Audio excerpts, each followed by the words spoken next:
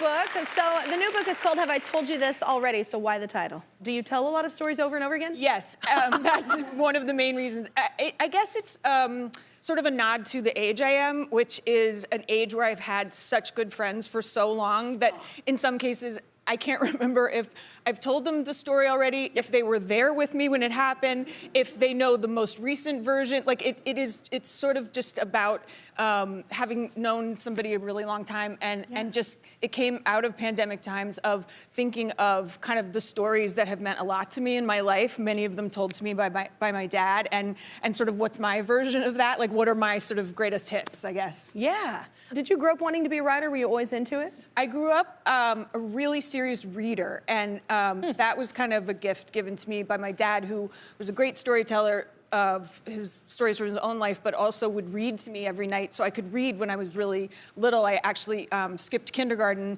because the teacher left the room, 'cause it was the 70s, and she came back. Smoke break.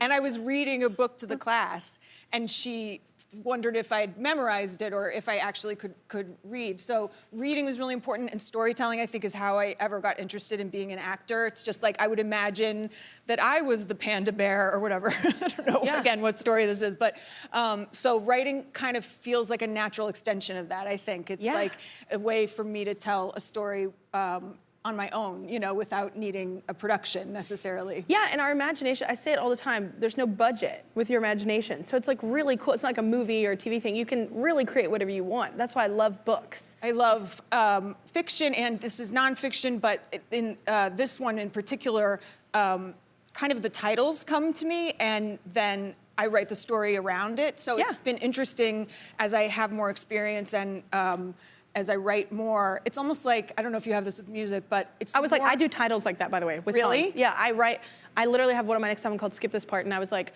I just want to skip this part of this whole devastating situation. And so I wrote the whole song around, I do that as well.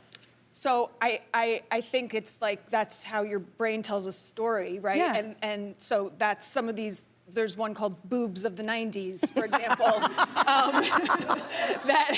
that just kind of came to me, and I was like, what is this about? And it's kind of about, it's about how things have changed since the 90s, but my boobs were stuck in the same place. I don't know, you have to read it. You have to buy the book.